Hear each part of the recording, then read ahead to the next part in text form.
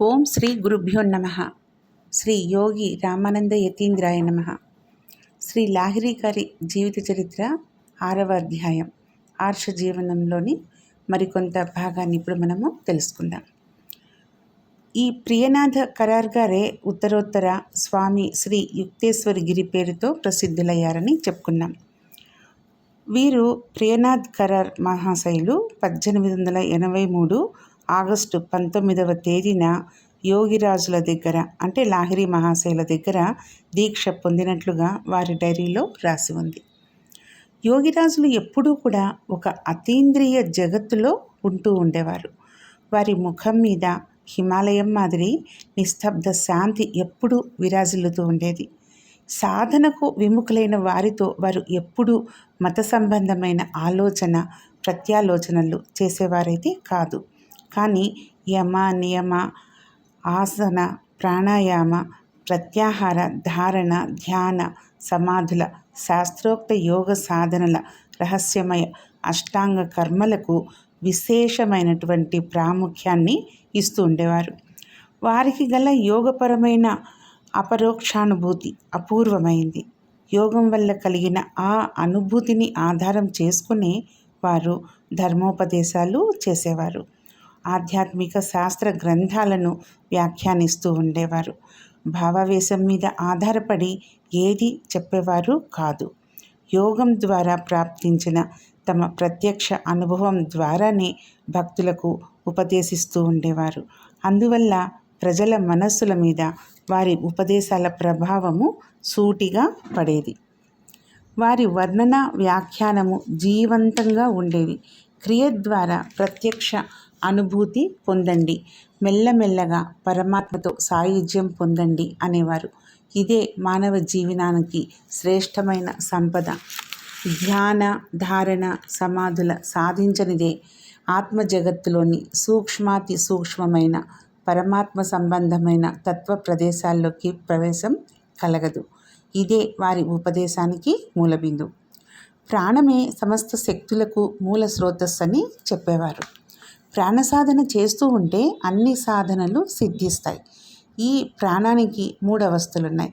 ఇది ఆద్యంతాల్లో స్థిరంగా ఉంటుంది, మధ్యలో చంచలంగా ఉంటుంది.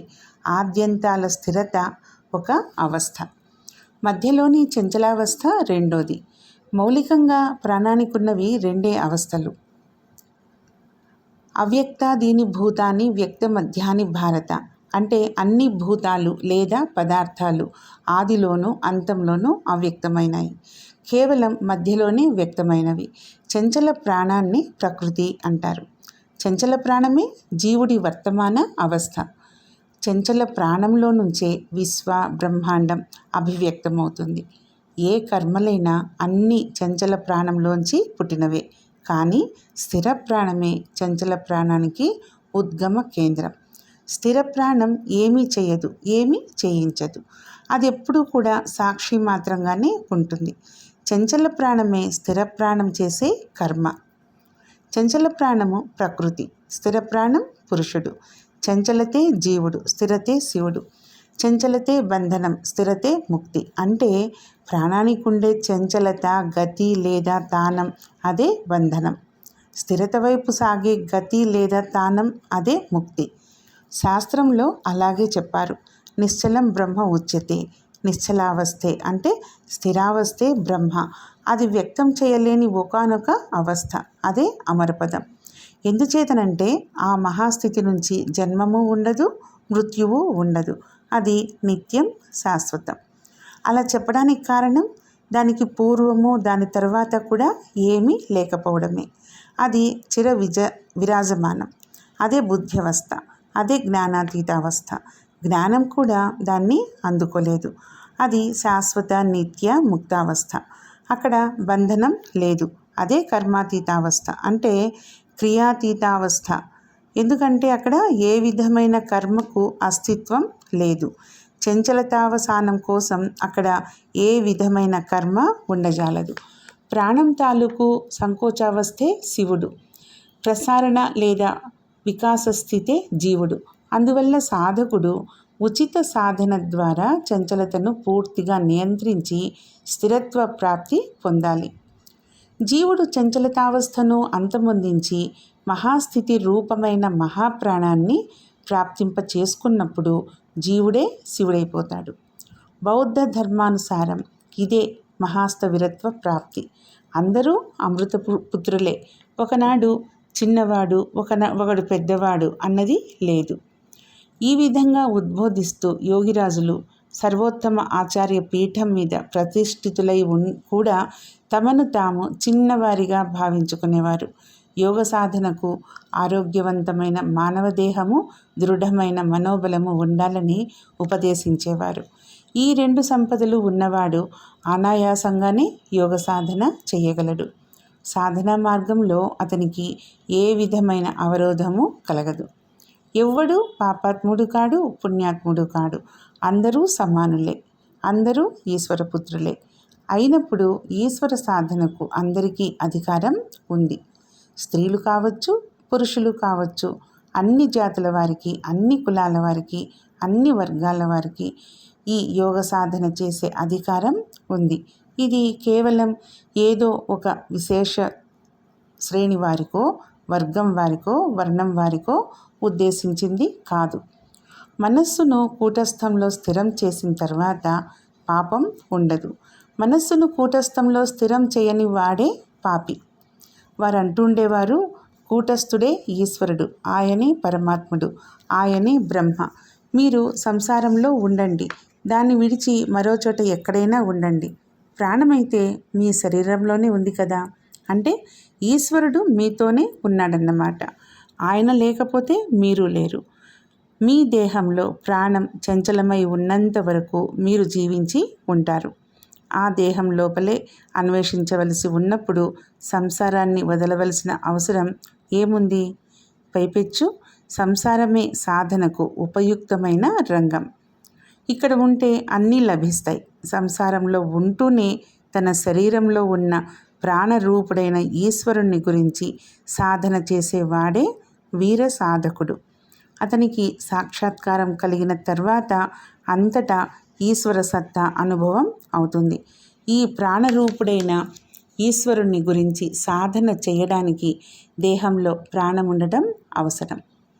ప్రాణప్రాప్తి కలగడానికి ప్రాణమే అవసరం. ప్రాణం లేనిదే ప్రాణప్రాప్తి జరగదు. ప్రాణం ద్వారా ప్రాణాన్ని పూజించటం లేదా సేవించటం చేయవలసి వస్తుంది.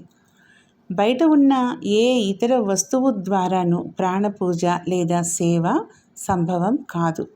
మీరు చూస్తున్నదంతా ప్రాణమే. ప్రాణం కానిది ఏది లేదు. అదే బ్రహ్మ, విష్ణు, మహేశ్వరులు. అదే దుర్గా, కాళీ, జగద్ధాత్రిను.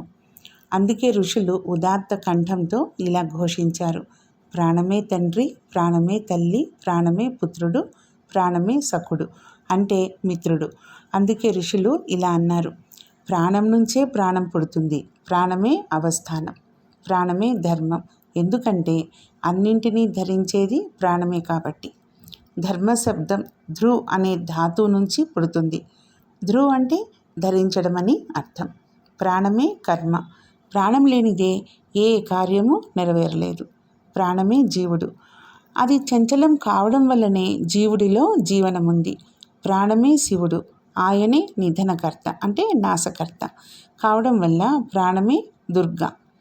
దేహరూపమైన దుర్గంలో నివసిస్తూ అంటే కోటలో నివసిస్తూ అన్ని రకాల దుర్గతులను నశింపచేస్తుంది. కాబట్టి ఆమె ఈ దేహంలోనూ బయట అంతటా కూడా విరాజిల్లుతూ ఉంటుంది.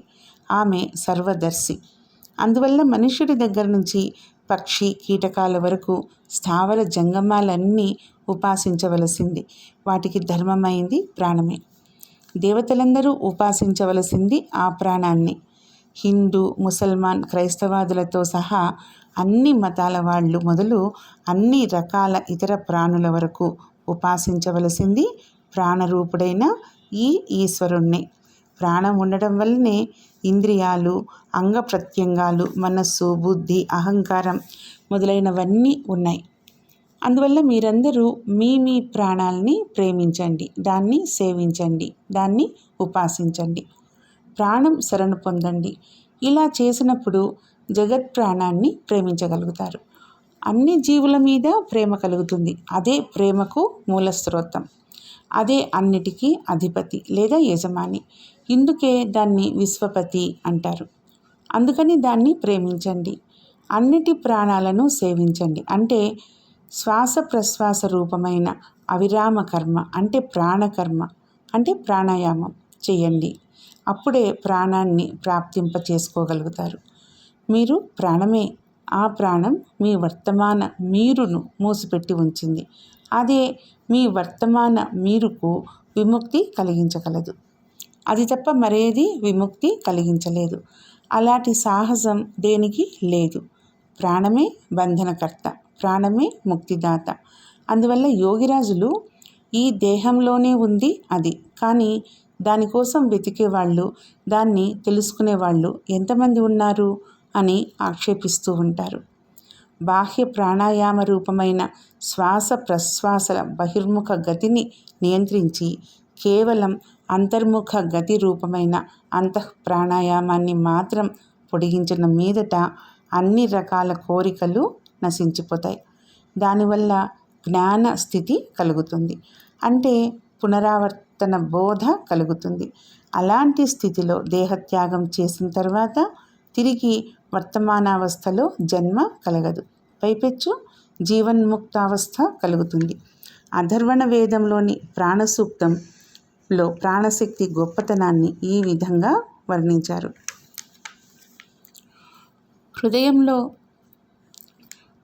హృదయంలో ప్రతిష్ఠితమై ఉన్న ప్రాణవాయువుకు ఓంకార క్రియ ద్వారా నమస్కారం. అన్ని ప్రాణానికే వశమై ఉన్నాయి.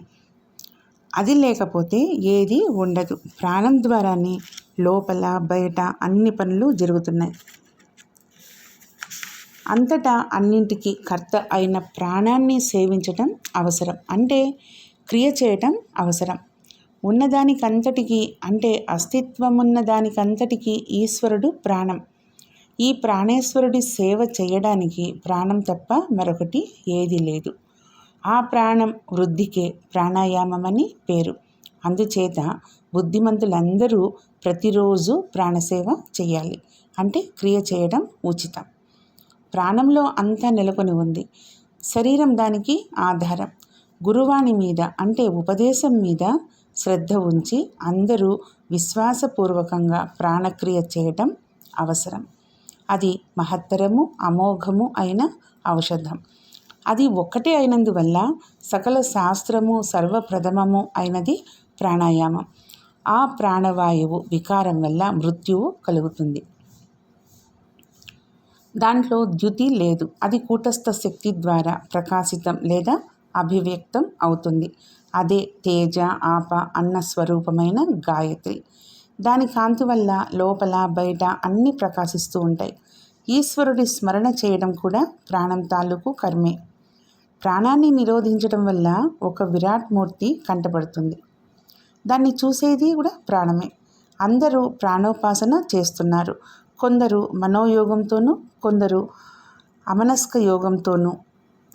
ఈ ప్రాణం ద్వారానే సూర్యుడు చంద్రుడు కనిపిస్తున్నారు.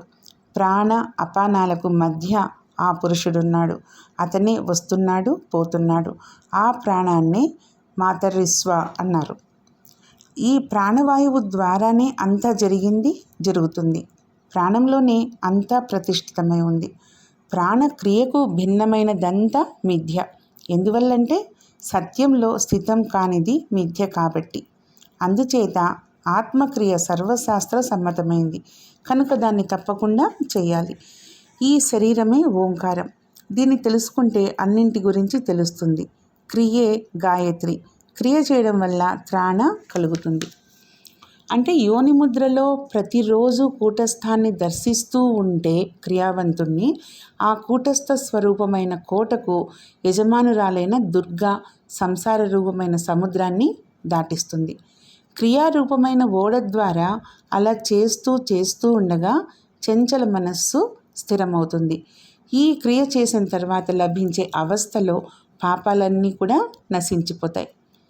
క్రియ చేసి క్రియకు అవతలి అవస్థలో ఉండాలి. అన్ని మాటలకు సారాంశము ఇదే. పూర్వజన్మలో చేసిన కర్మను దైవకర్మ అంటారు. ఇప్పుడు చేయవలసి వచ్చే కర్మను పురుషకార కర్మ అంటారు. అంచేత దైవ పురుషకార జనితమైన కర్మ క్లేశాన్ని నివారించుకోవడానికి క్రియావంతులు గురూపదేశాన్ని అనుసరించి మనోయోగపూర్వకంగా ఎప్పుడూ క్రియ చేస్తూ ఉండాలి. 1728 సార్లు లేదా 20,736 సార్లు ఉత్తమ ప్రాణాయామం చేయడం వల్ల కోరికలన్నీ పరిపూర్ణమై సిద్ధిస్తాయి. ఆ కూటస్థంలో స్థిరంగా ఉండటాన్నే లక్ష్మి అంటారు. ఇందులో శాంతి పదం లభిస్తుంది. క్రియ చేయడం వల్లనే సిద్ధి కలుగుతుంది. విశ్వకర్మ విశ్వకర్త్రి అదే. ఈ ప్రపంచాన్ని భరించేది పోషించేది అదే. కూటస్థంలో కృష్ణవర్ణంలో గోళాకారంగా ఉండేదే దేవుడు. పైగా ఎడమవైపు గుండెలో ఓంకార క్రియ ద్వారా స్థితి స్వరూపుడైన అతడే వామదేవుడు. ఈ శరీరంలోని 6 చక్రాల్లో ప్రవర్తిల్లే 6 ఋతువుల్లో కూటస్థ స్వరూపంలో ఉండే భ్రమరమే సర్వశ్రేష్టమైన మధుకరం. ఇడా పింగళ రూపమైన ధనస్సును చేతబట్టినవాడే రాముడు. ఆయనే ప్రవృత్తి నివృత్తులనన్నింటినీ హరిస్తాడు. అందుకే ఆయన పేరు హరి. ఆయనే హరినాక్షుల వంటి దివ్య చక్షు కూటస్థ స్వరూపుడు. అందుచేత హరినాం అన్న పేరు వచ్చింది. ఆయనన్న అన్ని భూతాలకు పదార్థాలను హరించేస్తాడు. కాబట్టే సర్వభూతహరుడన్న పేరు కూడా ఆయనకి వచ్చింది. ఆయన ఎప్పుడూ ఉండేవాడు కాబట్టి నిత్యుడు. ఆయన షడైశ్వర్యవంతుడు అంటే ఆకలి, దప్పిక, పుట్టుక, చావు, సుఖం, దుఃఖం లేనివాడు, వాటికి అతీతుడును. అందుకే ఆయన్ని భగవానుడు అంటారు. క్రీస్తు శకం 1874 సంవత్సరం అక్టోబర్ 28వ తేదీ డైరీలో యోగిరాజులు ఇలా రాసుకున్నారు. ఓంకార రూపమైన ఆత్మజ్యోతి శరీరమంతటా వ్యాపించిన మీదట అన్నీ కనిపిస్తాయి. ఇచ్చ లేకపోయినప్పటికీ కూడా అన్నీ వినవస్తూ తెలియవస్తూ ఉంటాయి. దీన్ని గురించే అర్జునుడు ఇలా అన్నాడు. మహత్ ప్రాణరూపుడైన ఓ మహాత్మా, స్వర్గానికి భూమికి నడుమనున్న ఈ అంతరం అంటే అంతరిక్షం అంటే మూలాధారానికి సహస్రారానికి మధ్య లేదా లోపల 4 దిక్కుల నీ ఆత్మ తాలూకు తేజరూప కాంతి వ్యాపించిపోయింది. నీ అద్భుత ప్రచండాగ్నికి సమానమైనటువంటి భయంకర రూపాన్ని చూసి 3 లోకాలు అత్యంత భయభీతాలయ్యాయి. అంటే శరీరంలో పైన కింద మధ్యలో ఉన్న లోకాలు 3 భయగ్రస్తమయ్యాయి. మనస్సు బెదిరిపోయింది. యోగిరాజులు ఎప్పుడూ తమను గురించి ప్రచార ప్రసారాలు జరగాలని కోరలేదు. అందువల్ల తమ ఫోటో తీయడానికి ఎవరికీ కూడా అనుమతి ఇచ్చేవారు కాదు. ఒకనాడు వారి భక్తులందరూ ఒక ఫోటో తీయించాలని నిర్ణయించుకున్నారు. వారి భక్తుల్లో ఒకడు నేర్పుగల ఫోటోగ్రాఫర్ అయిన గంగాధర్ దేని పిలిపించడం జరిగింది. ఇప్పుడిక వారు యోగిరాజుల ఒప్పుదల కోసం విన్నవించుకున్నారు. దానికి యోగిరాజులు ఫోటో తీయవలసిన అవసరమేమీ లేదు. ఫోటో తీసిన తర్వాత ముందు మీరు సాధనంతా విడిచిపెట్టేసి ఫోటోకి పూజలు చేయడం మొదలు పెడతారు అన్నారు. కానీ భక్తులు అలా వదిలేస్తారా? పదే ప్రార్థించిన మీదట యోగిరాజులు ఫోటో తీయడానికి అనుమతిచ్చారు. గంగాధర బాబుతో పాటు భక్తులందరూ కూడా ప్రసన్న హృదయాలతో ఫోటో తీసుకోవడానికి తయారయ్యారు.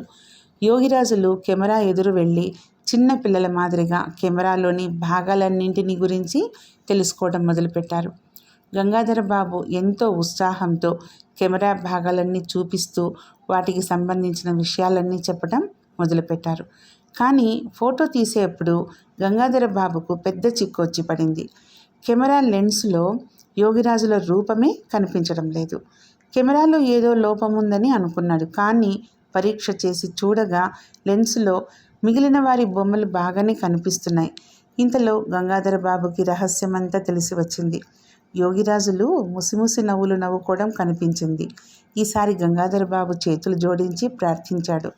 మీరు దయతలచకపోతే ఫోటో రాదండి, భక్తుల కోరిక కూడా నెరవేరదండి అన్నాడు. ఈసారి యోగిరాజులు నవ్వుతూ ఫోటో తీయి అన్నారు. ఈ మాటలు లెన్సులో వారి బొమ్మ స్పష్టంగా ప్రతిఫలించింది. ఇప్పుడు వారి అనుయాయుల్లో లేదా భక్తుల్లో లక్షలాది మంది దగ్గర కనిపించే బొమ్మ ఆనాడు గంగాధర్ దే తీసిన ఫోటోయే. ఇది తప్ప వారికి మరో ఫోటో ఏది తీయడం జరగలేదు. కానీ ఆశ్చర్యం ఏమిటంటే ఎక్కడా ఏ దుకాణంలోనూ వారి బొమ్మ దొరకదు. బహుశా ప్రచార ప్రసారాలకు వారు విముఖులు కావడం వల్లనే ఈ విధమైన గోప్యం నిలుపుతున్నారు. యోగిరాజుల శరీరం ఎంత అందంగా ఉండేదోనని సహజంగానే అనిపిస్తుంది వారి ఫోటో చూసినప్పుడు. యోగికి సహజమైన దేహం వారిది. వారి కళ్ళవైపు చూస్తే బ్రహ్మాండాన్ని అంతటినీ అత్యంత తీక్షణంగా చూస్తున్నట్లు ఉంటుంది. వారు శాంభవి ముద్రావస్థ స్థితిలోనే ఉన్నారు. శ్యామాచరణులు సాధనలో సర్వోన్నత శిఖరాన్ని ఆరోహించి ఆర్ష స్థితి పొంది ఉన్నప్పటికీ కూడా ఎప్పుడూ సహజత్వము సరళత్వము ఉట్టిపడే విధంగానే జీవనం గడిపేవారు. వారి వేషభాషలు చాలా సాధారణమైనవి. స్వల్ప భాషలు మధుర భాషలు అయిన శ్యామాచరణులు ఏదో ప్రయోజనం లేనిదే యోగ విభూతిపరమైన ఐశ్వర్యాన్ని ఎన్నడూ వ్యక్తం చేసేవారు కాదు. అప్పుడప్పుడు చూపించిన లీలలు కూడా భక్తుల్లో విశ్వాసం దృఢపరచాలన్న ఉద్దేశంతో కనపరిచిన యోగపరమైన అలౌకిక చర్యలే.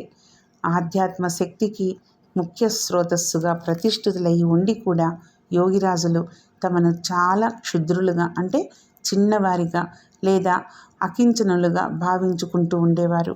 భక్తులకు కూడా దీన్నే ఉపదేశిస్తూ వారు ఇలా అనేవారు: తనను తాను క్షుద్రుడిగా అంటే చిన్నవాడిగా భావించుకోనట్లయితే ఆత్మరాజ్యంలోకి ప్రవేశం దొరకదు. చాలాసార్లు భక్తులకు ఇలా చెప్పేవారు: నేను గురువును కాను అని, గురు శిష్యుల మధ్య తేడా ఏమి ఉంచను అని చెప్పేవారు. మిగిలిన భాగం రేపు తెలుసుకుందాం. ఓం శ్రీ గురుభ్యో నమః.